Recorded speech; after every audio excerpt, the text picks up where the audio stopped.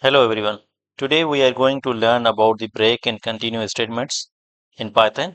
So the break and continue statements are mainly used inside the loops to implement certain logics, right?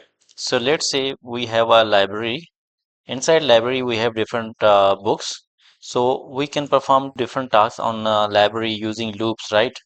Either we are going to fetch the book names and just display on the screen. Another task you can perform is you can search particular book, and if you find that book, you can stop. So here in the task 2, you will require a break statement to stop the loop as soon as you find the book, right? So let's implement both of these concepts and see what is the difference, okay? So as you know that we use for loop to fetch each item of the list using the for and in keyword. So we are going to use as for book in library, okay, and then print each book, okay. So here we are going to just display the book name, okay, like this. Okay, it will fetch the first book from the index 0 and it will display its name. It will move to the next index. So it will simply display the names of books. Okay, so we have different books in the library. How we can use break and what is the advantage of using break inside the loop? Let's say you want to search any book and you want to stop the loop as soon as you got book that you are looking for. So how can you implement that? You simply use if book equals to, let's say I am looking for database structures, okay. So let's say you want to search database structure book. So once you find your book, you stop, okay. How? I'm going to give a message, print I found the book, okay. And then once you display this message and you just break the loop, no more iterations, okay. And here after, if you can display another message so that you can differentiate what is happening inside the loop, okay. So if you found the book, execute this code, otherwise you keep searching, right? So you can say print keep searching, okay. So this is the old code. We can place it here outside of the for loop. We can say search finished. Okay. So once the loop is finished, the control will come outside of the loop, and this is the first line after the loop. So this line will be executed. So what will happen is it will keep fetching every book and will search whether it is a data structure or not. If it is a data structure, it will display a message, I found a book, and it will break the loop. Otherwise, it will be keep searching. Okay, so let's run this. So previously, we just displayed the book names. Now we are going to break the loop once we find the book that we were looking for. Okay, so let's run this again. So see, it was displaying a message, keep searching, keep searching, keep searching. Once we found the book, it displayed I found book and search finished. Okay. So inside the loop, we have applied if condition. If we find the data structure book, then display a message I found the book and break the loop. Don't do any further search, right? So it just displayed a message search finished because using this break statement you stopped the execution of for loop, so it came out of the loop and it displayed this finished search. Okay, so let's look another book. This time we are going to search for cloud computing. Okay, you can write this here, or you can declare a variable like search equals to, and then here you can use that variable search. Okay, so let's run this again. So this time it keeps searching, keep searching, keep searching, and then once it found that book, it displayed I found the book and search finished. You can make it more user friendly, like you can display a name of the book here. Okay, and also if you want to display any message before the if statement, you can also do that. I am searching, and here I'm going to use and with tab, okay, so that I should get a message I am searching and keep searching together, right? Okay, so here I can write not found, not found, keep searching. Okay, now let's clear this screen first. So see, what we have got is I am searching, not found, keep searching, I'm searching, not found, keep searching. Okay, so see, it executed first line, I am searching. Okay, so it checked the book whether the book is cloud computing. The condition was not true, so it did not execute these lines, and it moved outside the if, and it displayed this line, not found, keep searching. Okay, so it displayed this one, right? Not found, keep searching.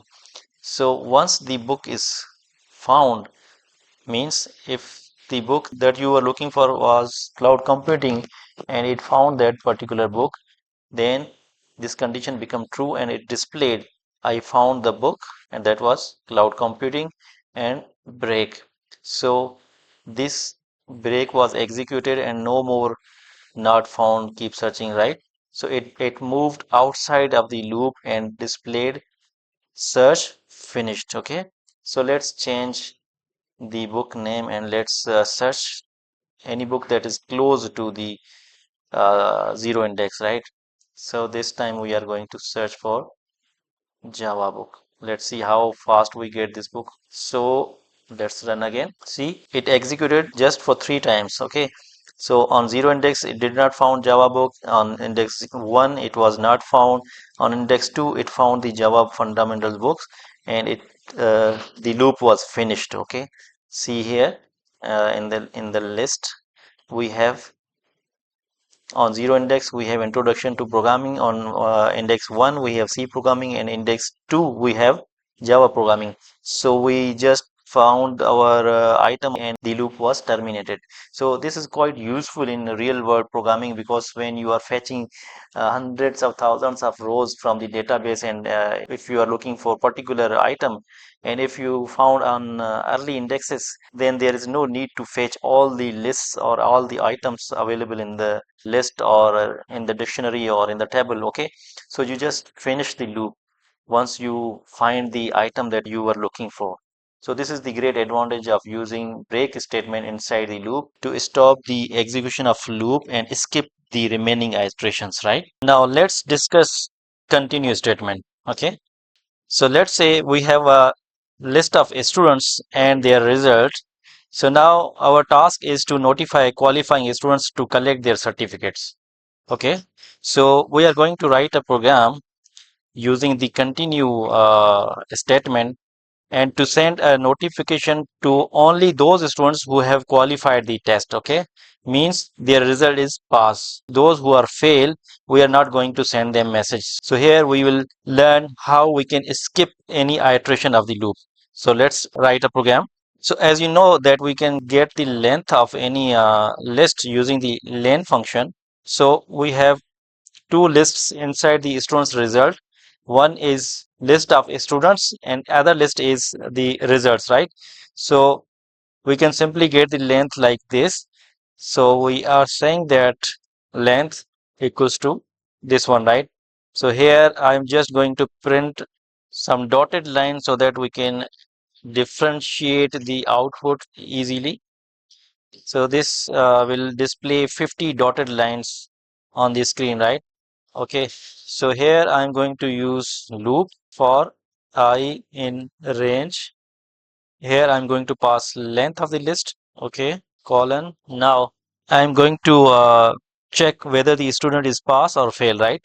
So we can use if statement. If student's result at index I equals to fail, then just continue to the next iteration or next index. Means do not do anything, just move to the next item available in the list, or you can say just move to the next index and process the next student. Okay, and if the student is not fail, means if the student is pass, then send a message, print congratulations dear. Here I am going to display the name of the student, so I'm using string format, and here the name of the student, that is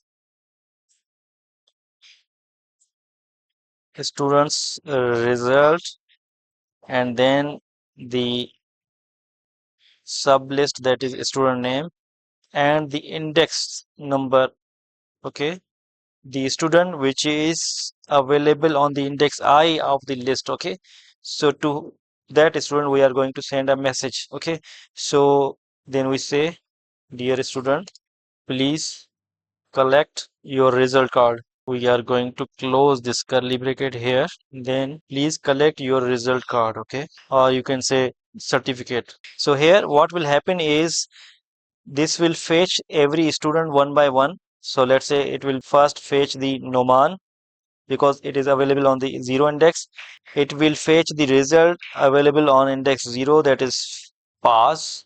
Okay, and if the result is not fail, means if it is pass, so this continue will not execute and the flow will move to this line, and it will display a message that congratulations dear student. Here it will fetch the item available on index I of the student list. So index I initially it will be 0, so it is going to fetch the Noman, right? So and then continue the message, that is please collect your result card or certificate. Okay, and it will move to the next item, and will again take another item, that is Arjun, and pass, and then once it will reach to the third candidate, means the index number 2, so it is fail, means the candidate name is Komal, so Komal is fail, so we are not going to send any message to Komal.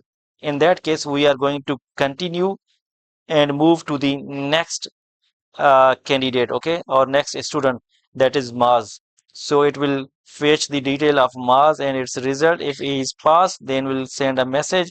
If he is not passed, or if he is failed, it will skip sending any message, and it will move to the next candidate. So this is how it executes.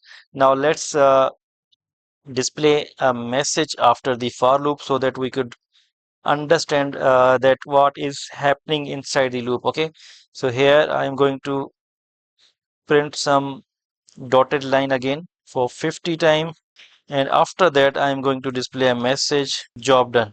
Okay, so now let's run this. So this is the output, right? This line was displayed before the for loop. So for loop is started, we fetched first item available in the list, and we checked whether he's pass or fail. Based on that, we decided whether to continue to the next item or to send a message to collect the result, right?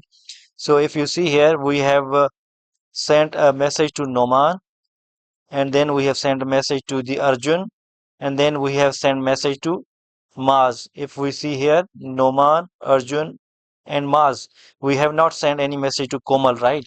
And after that, we have sent a message to Khalid, okay, because he's pass. And then after Khalid, there is a Roshan who is fail, okay, and we did not send any message to Roshan. After that, we have Virat. We send a message to Virat. On the eighth item is Babar, who is fail. We did not send any message to him. And after that, there is a Zunera. She is pass. So we send a message to collect her results. Okay. And we have a last candidate, that is Asjad. He is also pass.